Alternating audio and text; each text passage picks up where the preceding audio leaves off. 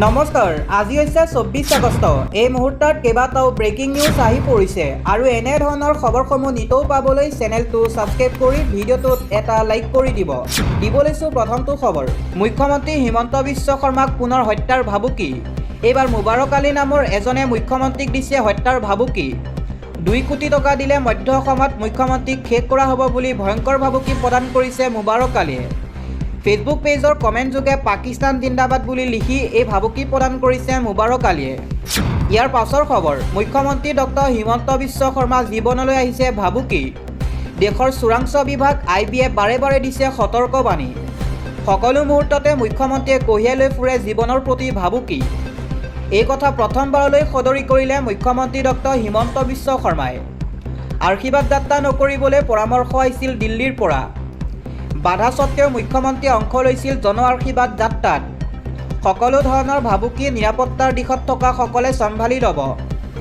ভাবুকি সন্দৰ্ভত আত্মবিশ্বাসী মুখ্যমন্ত্ৰী ডক্টৰ হিমন্ত বিশ্ব শৰ্মা। দিব লৈছোঁ আন এটা খবৰ, মুখ্যমন্ত্ৰী হিমন্ত বিশ্ব শৰ্মাক হত্যাৰ ষড়যন্ত্ৰ কাৰ? ক'ৰ পৰা চলিছে মুখ্যমন্ত্ৰীগৰাকীক হত্যাৰ ষড়যন্ত্ৰ? মুখ্যমন্ত্ৰী হিমন্ত বিশ্ব শৰ্মাক হত্যাৰ ভাবুকি আঁৰত ভাৰত বিৰোধী শক্তি। এনে শক্তিক পুলিয়ে পোখাই উভালি পেলোৱা হ'ব। ইছলামিক এজেণ্ডাৰে চলা একাংশই চেষ্টা অব্যাহত ৰাখিছে। আহি পৰিছে আন এটা খবৰ, সাময়িকভাৱে স্থগিত হ'ল যোৰাবাটৰ প্ৰতিবাদ। অসম মেঘালয় চৰকাৰৰ আলোচনাৰ পিছতে স্থগিত কৰা হৈছে প্ৰতিবাদ। মন্ত্ৰী অতুল বৰা আশ্বাসৰ পিছতে আন্দোলন স্থগিত কৰা হ'ল। মেঘালয় চৰকাৰে প্ৰদান কৰিছে কেইবাটাও আশ্বাস। সকলো পক্ষকে শান্তি শৃংখলা বজাই ৰখাৰ জনোৱা হৈছে আহ্বান। দিব লৈছোঁ ৰাজনৈতিক প্ৰেক্ষাপটৰ এটা খবৰ, দীৰ্ঘ বিৰতিৰ অন্তত ছোনিয়া গান্ধী কঠোৰ সমালোচনা মুখ্যমন্ত্ৰী হিমন্ত বিশ্ব শৰ্মাৰ। মুখ্যমন্ত্ৰী হিমন্ত বিশ্ব শৰ্মাই কয়, ছোনিয়া গান্ধী ৰাহুল গান্ধীয়ে দেশ বিৰোধৰ মিছন লৈ আছে।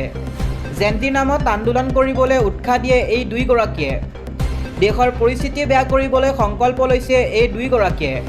ভাৰতত ভুলতে কংগ্ৰেছ আহিলে কি অৱস্থা হ'ব বুজাই দিলে ছোনিয়া গান্ধীয়ে। বন্দে মাতৰমত ছোনিয়া গান্ধীৰ আচৰণক লৈ এই মন্তব্য মুখ্যমন্ত্ৰী হিমন্ত বিশ্ব শৰ্মা। এইসকলে সদায় দেশ বিৰোধী কৰি আছে। সদায় ধৰ্ণা আন্দোলন অৰাজকতাৰ পক্ষত থিয় হয় ছোনিয়া গান্ধী ৰাহুল গান্ধী।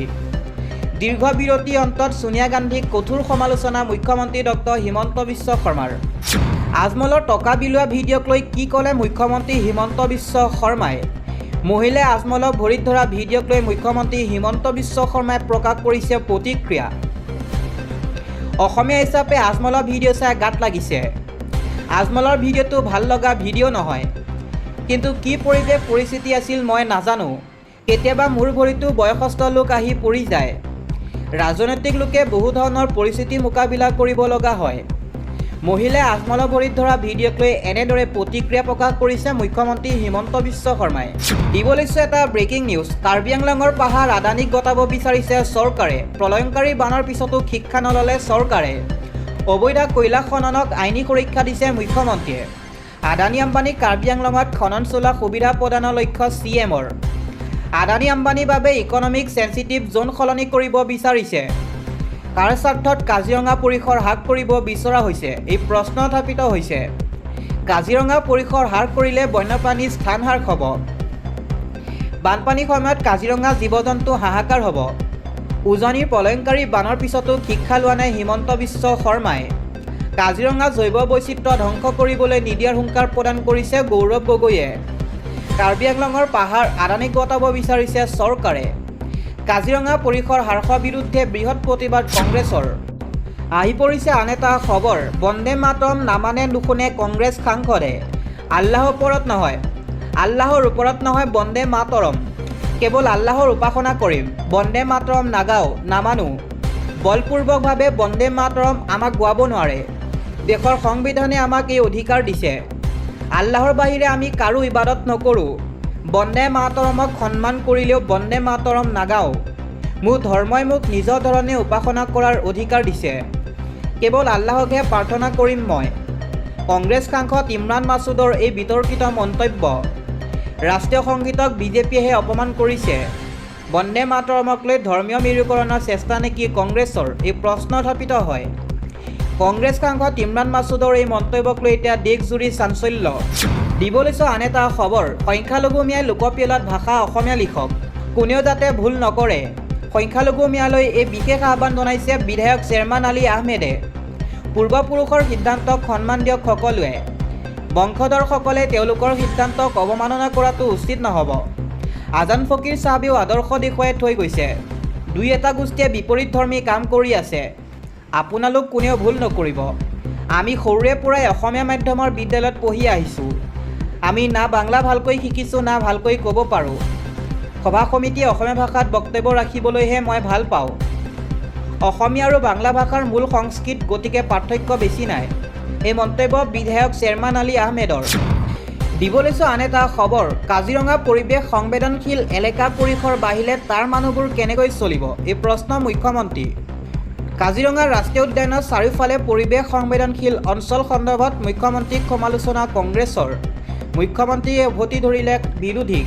অসমৰ মুখ্যমন্ত্ৰী হিমন্ত বিশ্ব শৰ্মাই সোমবাৰে কাজিৰঙা ৰাষ্ট্ৰীয় উদ্যানৰ চাৰিওফালে থকা পৰিৱেশ সংবেদনশীল অঞ্চল ইক' চেনচিটিভ জ'নৰ পৰিসৰ 10 কিলোমিটাৰৰ পৰা 1 কিলোমিটাৰ ব্যাসাৰ্ধলৈ সংকুচিত কৰাৰ বাবে চৰকাৰে লোৱা সিদ্ধান্তক সমৰ্থন জনায়। এই সন্দৰ্ভত উচ্চতম ন্যায়ালয়ৰ নিৰ্দেশনাক চৰকাৰে সম্পূৰ্ণৰূপে অনুসৰণ কৰিছে বুলি কয় মুখ্যমন্ত্ৰীগৰাকীয়ে। লগতে কেইবাটাও বিৰোধী দলে দাবী কৰা অনুসৰি 10 কিলোমিটাৰ ব্যাসাৰ্ধলৈকে পৰিৱেশ সংবেদনশীল অঞ্চল হিচাপে অধিসূচনা কৰিলে স্থানীয় লোকৰ অস্তিত্ব সংকটত পৰিব বুলিও তেওঁ কয়। ইউনেস্কোৰ বিশ্ব ঐতিহ্য ক্ষেত্ৰ হিচাপে স্বীকৃতিপ্ৰাপ্ত কাজিৰঙা ৰাষ্ট্ৰীয় উদ্যানৰ আশে-পাশে পৰিৱেশ সংবেদনশীল অঞ্চলৰ সীমা নিৰ্ধাৰণক লৈ চলি থকা বিতৰ্ক সন্দৰ্ভত এক সংবাদমেলত শৰ্মাই কয়, যদি পৰিৱেশ সংবেদনশীল অঞ্চলটো বোকাখাত বা কলিয়াবৰলৈকে হয় তেন্তে জনসাধাৰণ কেনেকৈ জীয়াই থাকিব। এনে অধিসূচনাৰ বিৰুদ্ধে স্থানীয় ৰাইজে নিজেই উচ্চতম ন্যায়ালয়ত গোচৰ দাখিল কৰিছে। তেওঁ লগতে কয়, কাজিৰঙা পৰিৱেশ সংবেদনশীল এলেকাক ৰাজনৈতিক মুনাফা আৰু আদায়ৰ অপপ্ৰয়াসৰে অসম কংগ্ৰেছৰ সভাপতিকে ধৰি এছামে বিষয়টোৰ মূল ভিত্তি অতি কৌশলৰে অন্য ৰূপ প্ৰদান কৰি ৰাইজক বিভ্ৰান্ত কৰাৰ চেষ্টা কেতিয়াও গ্ৰহণযোগ্য নহয়। কাজিৰঙা পৰিৱেশ সংবেদনশীল এলেকাৰ হিচাপ সীমাৰ পৰাহে হয়। বিপথে পৰিচালিত কৰিব খুজি থকাসকলে কোৱাৰ দৰে মূল কেন্দ্ৰৰ পৰা নহয়। ডক্টৰ শৰ্মা দাবী কৰে যে খিলঞ্জীয়া মিচিং জনগোষ্ঠী আনকি বিধায়ক অখিল গগৈয়েও পৰিৱেশ সংবেদনশীল এলেকা বিস্তৃত কৰা বিৰোধিতা কৰি আহিছে। তেওঁ কয়, স্থানীয় লোকসকলে জীয়াই থাকিবলৈ ব্যৱসায় চলাব লাগিব। আনকি কাজিৰঙা আশে-পাশে 10 কিলোমিটাৰলৈ পৰিৱেশ সংবেদনশীল এলেকা হ'লে নুমলীগড় শোধনাগাৰটো বন্ধ কৰিব লাগিব।